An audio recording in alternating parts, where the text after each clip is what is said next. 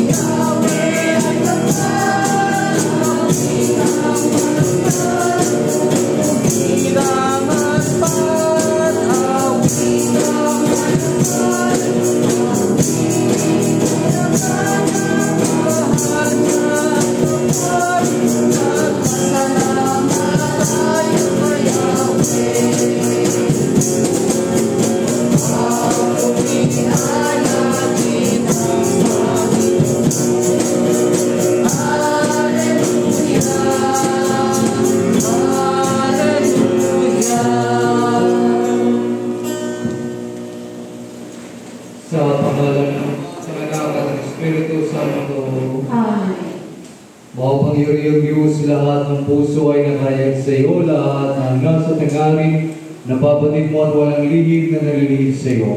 Linisin mo ang aming mga puso sa pamamagitan ng Espiritu Santo, upang kami dapat na umibig sa iyo at marapat na pumuri sa iyong banal na pangalan, sa pamamagitan ni Jesucristo na aming Panginoon. Amen. Pakinggan ninyo ang sinasabi ng ating Panginoong Jesucristo. Ibigin mo ang iyong Panginoong Diyos ng buong puso, ng buong isip at ng buong lakas. At ang malaw ay tulad ng una. Ibigin mo ang iyong kapwa tulad ng iyong sarili sa dalawang utos na ito, na papaloob ang buong kautusan at katuroan ng mga propeta. Magsilahod po ang lahat.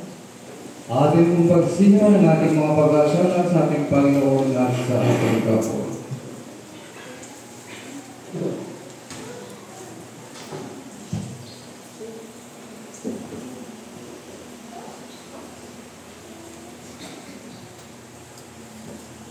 Kami numpisal sa iyo, Diyos ng mapangyarihan, sa lahat ng mga santo at isa, na kami nakasala sa aming naisip, sa aming mga nasabi, sa aming mga nagawa at sa nakaligtaan naming gawin, at ito'y sarili naming kamalian. Kaya sinasamo namin sa iyo, Diyos na mahal, at sa lahat ng mga santo, ay panalangin kami sa iyo, Panginoong Diyos. Amen.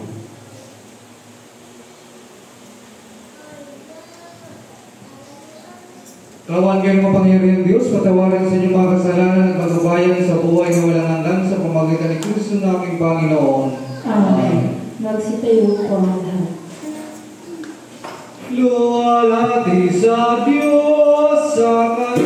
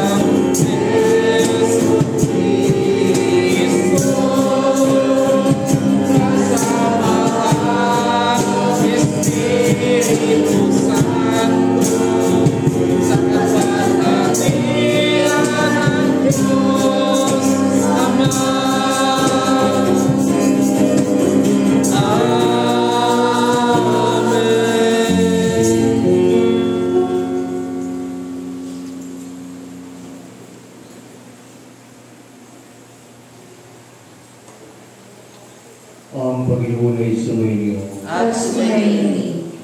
Tayo manalangin. Ama naming magapangyarihan, ang iyong anak na Diyos na totoo ay naging sanggol na siya ay maging tao namang totoo. Maging aming nawang panata ang pagsunod sa kanyang pagkabumbaan sa pagdiriwang namin sa kanyang pag-iisa sa mga nasa abang katayuan upang kami mapabilang sa iyong pinaghaharian sa pamamagitan niya. At ating isama sa ating mga panalangin ng ating mga kapatid na magdiriwang ng kanagarawan, lalong higit si na Roger Piers, Kevin Dinica, Father Timanos, Maria Liana Cabral, Princess Pilaris, Angel Candelaria, Ronel Arrecania. Nawa Panginoon, itong iyong mga anak na magdiriwang ng kanagarawan, puspusin mo ng banal na Espiritu at ilapat ng iyong mga panalangin, biyaya upang mapuspos ng iyong kalakasan, kagalangan at kasaganaan ng buhay sa araw-araw. At iyong Diyos sa aming isama sa langit sa iyo. Itong aming kapatid na may karamdaman sa Kamaylang Bilagisensyo, Rodis Alves, Padre Luisito, at Roberto Monsignor, Roberto Relino. O Diyos sa iyong awa ka ba, pagalingin mo po itong aming mga kapatid upang may kalakasan at kagalingan patuloy mo kapaglingkod sa iyo. At namin din naalaala po mo itong kapatid sa mga kabilang buhay na, lalo-lalo si George Real Saez. Nawa o Diyos, sa ibuksan mo dituan ng langit para sa kanyang pagkalubang buhay na unahan. At aming din panalangin mo ipagpapasalamat lalo sa for Sandimas sponsors ang pagpapalat biyaya o Diyos sa ipagkaloob mo sa kanila upang mapuspos na yung karakas at kagalagan at saganaan sa paglilingkod sa iyo at sa iyong simbahan. Ang lahat ng iyong inalangin sa pamagitan ni Kristo namin Panginoon na buhay ng aring kasama mo, na naman ang Espiritu isang Diyos ngayon at magpakailanman. Amen. Magsipo po ang lahat para sa mga pagbasa. Ang malilinig nating pagpapahayag ay isang propesiya tungkol sa isang mahiwagang basa. Ang Mesiyas na maghahatid ng liwanag ng pag-ibig ng Diyos sa mundong pinadilim ng pagkakasala. Atin pong pakinggan ang unang pagbasa.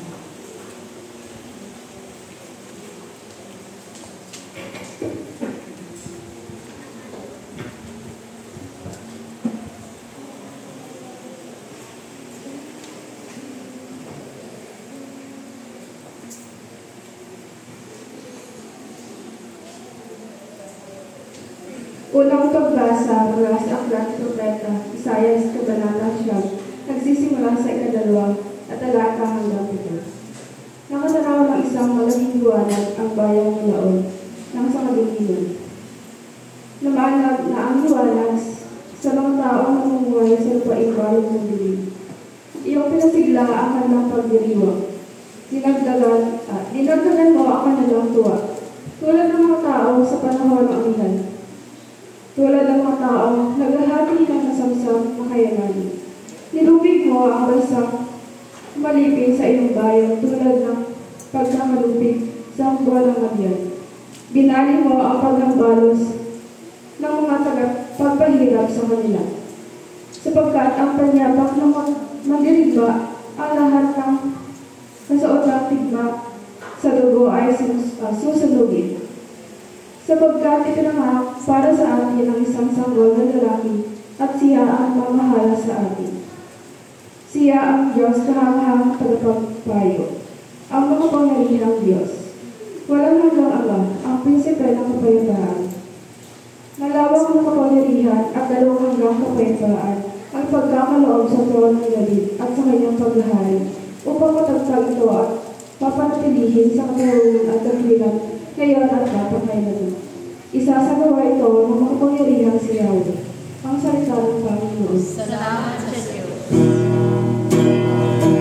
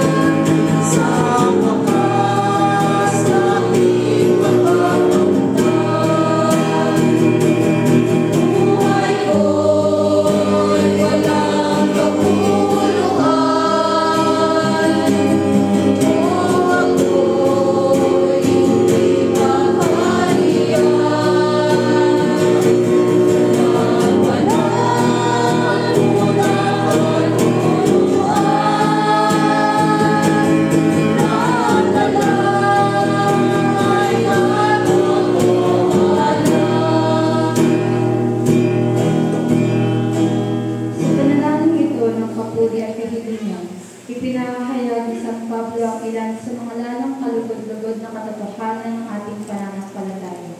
Atin pong pakinggan ang ikalawang pagbasa.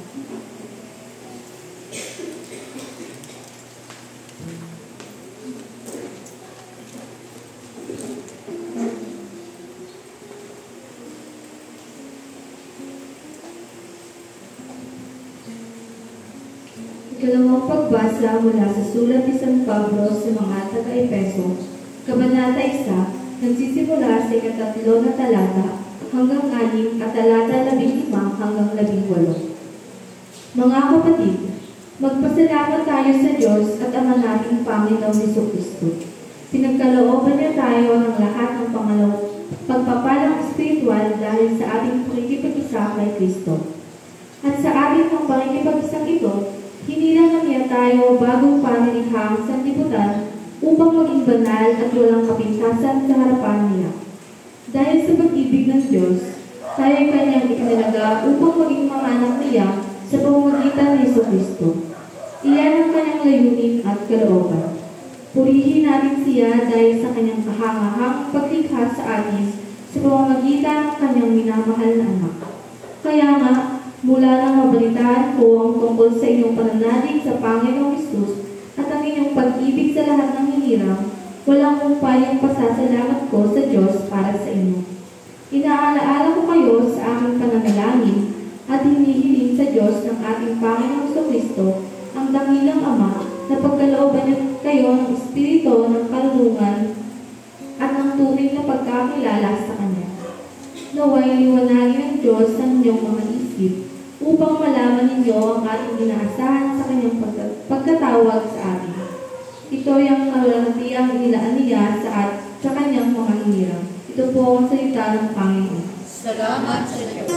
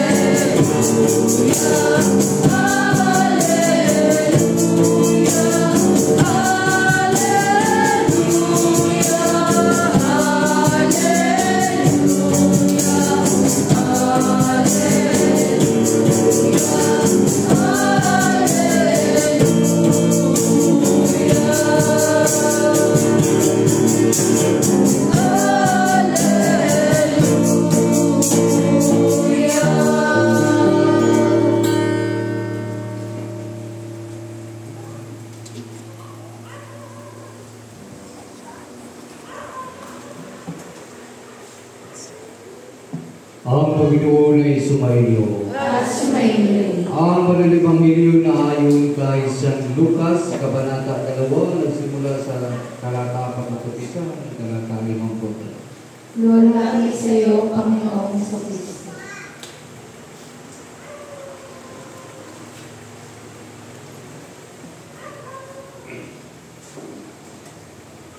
Taon-taon tuwing pista ng Pasko, ang mga magulang ni Jesus ay pumupunta sa Jerusalem. At nang 12 taon na siya, pumaroon sila gaya ng dati bilang ginagawa. Pagkatapos ng pista, sila'y umuwi na.